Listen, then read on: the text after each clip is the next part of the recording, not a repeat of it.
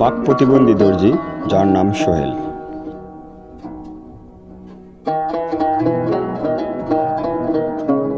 কুয়াকাটা, যা প্রাকৃতিক সৌন্দর্যের জন্য পরিচিত, সেখানে বাস করেন এক অসাধারণ প্রতিভাবান তরুণ।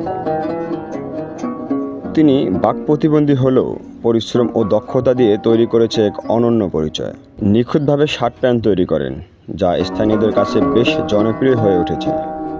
তার হাতে তৈরি পোশাকগুলো শুধু মানসম্পন্ন নয়, ডিজাইনও দৃষ্টিনন্দন।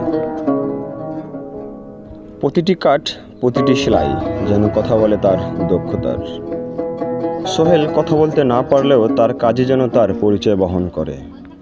তার নিখুঁত কারিগরি, সুন্দর মাপজোপ এবং পরিপাটি সেলাই সবাইকে মুগ্ধ করে। ছোটবেলা থেকেই তিনি সেলাইয়ের প্রতি আগ্রহী ছিলেন। নানা প্রতিবন্ধকতা সত্ত্বেও তিনি হাল ছাড়েননি। নিজের চেষ্টা আর অধ্যবসায় দিয়ে তিনি ধীরে ধীরে দক্ষতা অর্জন করেন।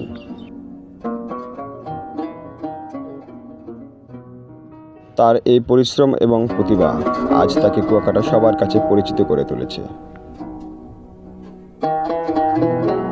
দূর দূরান্ত থেকে অনেকেই তার কাছে পোশাক তৈরি করতে আসেন এবং তার প্রশংসা করে যান। তার এই পথ চলা সহজ ছিল না, অনেক চ্যালেঞ্জ ছিল। অনেকেই মনে করেছিল সে বড় কিছু করতে পারবে না, কিন্তু তিনি প্রমাণ করে দিয়েছেন যে শারীরিক সীমাবদ্ধতা কখনো মনের শক্তিকে হার মানাতে পারে না। যদি মানুষের ইচ্ছা শক্তি এবং পরিশ্রম দিয়ে এগিয়ে যায়, সফলতা আসবেই ইনশাআল্লাহ। তার এই গল্প আমাদের সমাজের কাছে এক বড় অনুপ্রেরণা।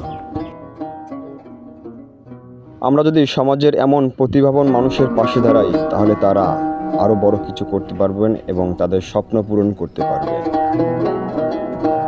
এবং এগিয়ে যেতে পারবেন উন্নতির পথে।